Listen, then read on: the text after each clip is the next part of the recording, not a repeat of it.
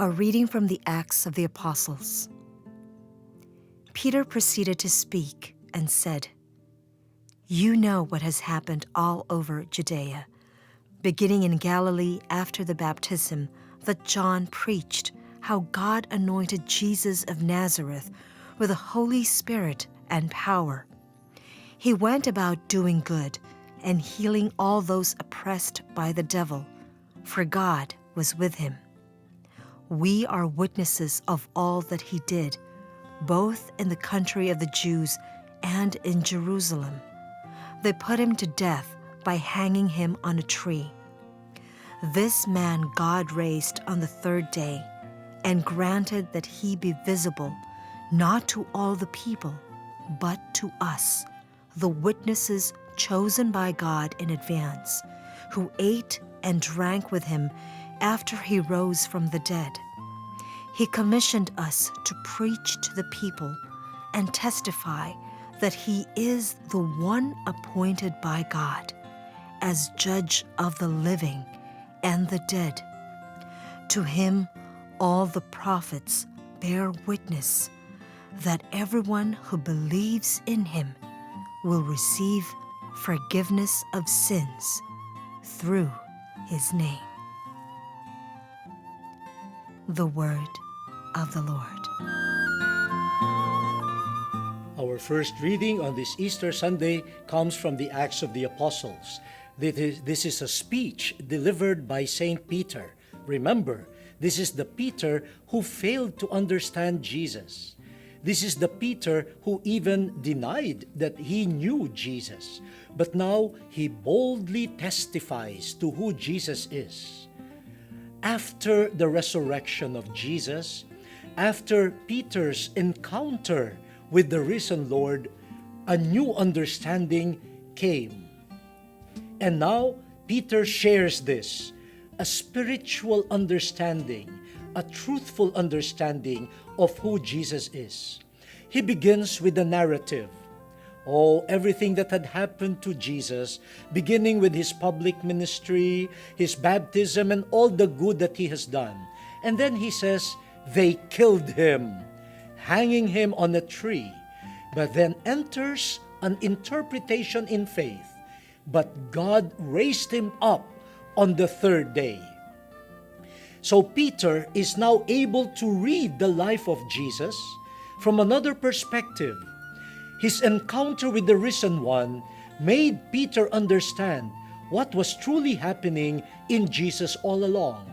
And in his rising from the dead, Peter sees the hand of God. It was God who raised this good man back to life. And Jesus, after his resurrection, has been constituted by the same God as the judge of the living and the dead.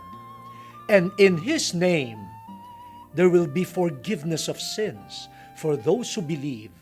Imagine, this son of the carpenter, so often misunderstood even by his own disciples, now is declared by Saint Peter after his resurrection as the one raised by God from the dead, now the judge of the living and the dead, and also as the one in whose name we will find forgiveness of sins.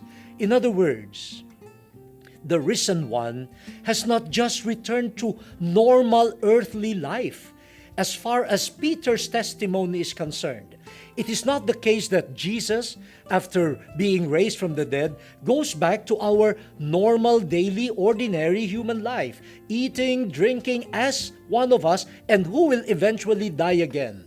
No. In Peter's proclamation of faith, we find Jesus, the risen one, entering a new realm of existence, which is the existence of God. He now is risen, truly risen, retaining his humanity. We can talk with him, he appears to his friends, he eats with them, but this person who encounters them here and now is not a person that lives in ordinary human existence, but he lives now in the realm of God. That is why he can be judge of the living and the dead. And in his name, there is forgiveness of sins. So, what happens in the resurrection of Christ is something of a mystery.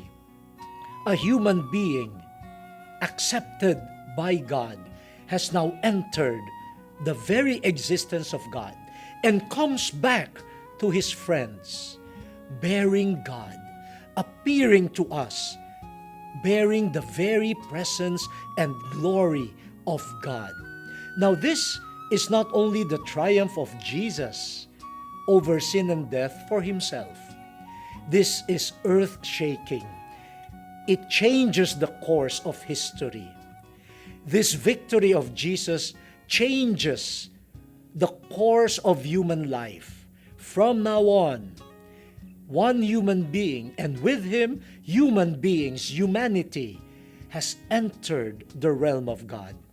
And this one human being could return to us, appear to us, talk with us, bearing not just his human existence, the existence that we know, but bearing God. Wow! This is something that is beyond our imagination to capture. This, like St. Peter's experience, can only be achieved in faith, a faith that is nurtured when we have seen the risen one.